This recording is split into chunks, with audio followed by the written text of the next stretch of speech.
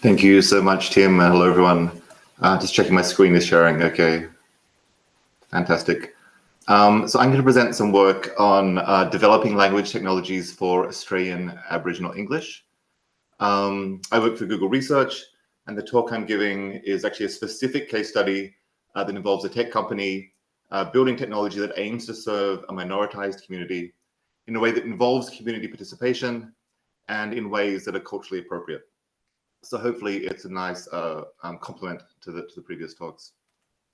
I want to start by acknowledging the traditional owners of the lands on which this research was done, the Gadigal people of the Eora Nation and also the Noongar Nation. I pay respects to their elders past and present. And I also want to acknowledge the other investigators on this research, as well as the advisory committee members and research assistants. This research project that I'll be describing began with two premises. First, that Indigenous people in Australia, when interacting with language technologies, should be able to use whichever of their languages or varieties that they prefer to.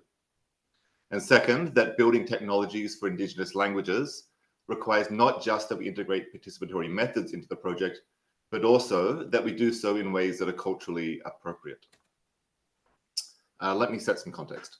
So there were once over 250 Aboriginal and Torres Strait Islander languages in the region we now know as Australia. Due to forces of colonization, most of these languages are now dormant or endangered. Indigenous people were forced to learn English and forbidden from speaking their own languages. Children were forcibly separated from their families as part of programs of cultural assimilation. And so as a result of these processes, most Indigenous people in Australia today speak Aboriginal English, which makes it a strong encoder of ethno-cultural identity. Aboriginal English is an indigenized variety of English which integrates phonological, lexicogrammatical, and discourse pragmatic features from English as well as from Aboriginal ancestral languages. Some of its linguistic features include pronunciations that differ from standardized Australian English, lexical borrowings from Noongar and other ancestral languages, as well as from Pidgin. One example is blackfella, meaning a black person or Aboriginal person. There's also lexical semantic differences from standardized Australian English, such as words such as deadly and cruel, which have positive associations rather than negative ones. I now return to our premise that Indigenous people should be able to use whichever languages they prefer to when using technology. And our response, given the context we're in, is to aim to improve speech technologies for speakers of Aboriginal English. And the distinct lexical items and pronunciations of Aboriginal English mean that recognizing speech in this variety is difficult or impossible for speech technologies which have only been trained on standardized Australian English. So, in order to improve the technologies, we need to collect speech data in Aboriginal English. In this project, we have tried to be as specific as possible about the potential benefits of the technology for the community. And here are some of the benefits that we have enumerated.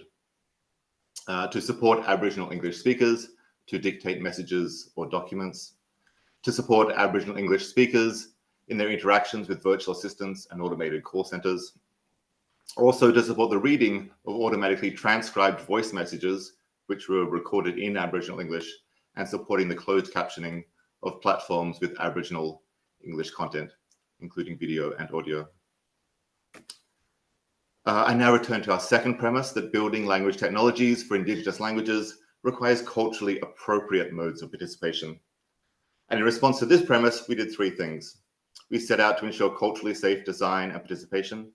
We adapted data collection methods to fit the context rather than a one-size-fits-all approach. And we built into the project opportunities for learning and capability building. And I'll go through each of these in turn now. So as I mentioned, I work for a technology company, and the first thing I did when I began scoping out the project was to look for a partner who had linguistic expertise in Aboriginal English and who also had existing relationships with the community. I also looked for a partner who had experience running culturally safe data collections, and this led me to Glenys and Celeste, my co-investigators. The photo on the right here shows Glenys, who belongs to the Noongar Nation. She's doing a culturally safe data collection on a previous project. Glenys is using a method known as yarning to collect speech data, which involves having an Indigenous researcher participating in an unstructured group conversation with participants. The group context and the unstructured conversation is culturally appropriate given the norms of the community. and result in high quality speech data that is authentic of Aboriginal people's ways of speaking. Another one of the first things we did when we set up the project was to set up the Indigenous Advisory Committee to help us in navigating the cultural complexities of the project. Our second response was to adapt data collection methods to meet the context of the current project.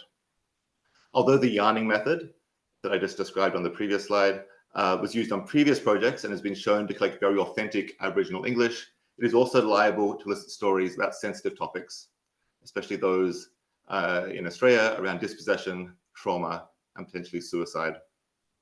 But the current project requires that the data be usable by a technology company, and so keeping the data secure and private wasn't an option. Instead, we wanted to redesign the methods to avoid collecting sensitive stories. To address this, instead of using unstructured yarning sessions, we engaged an Indigenous-owned consultancy to develop culturally safe prompts for the data collection. We also built into the project Indigenous verification of the collected data for cultural safety and co-design of the data annotation guidelines.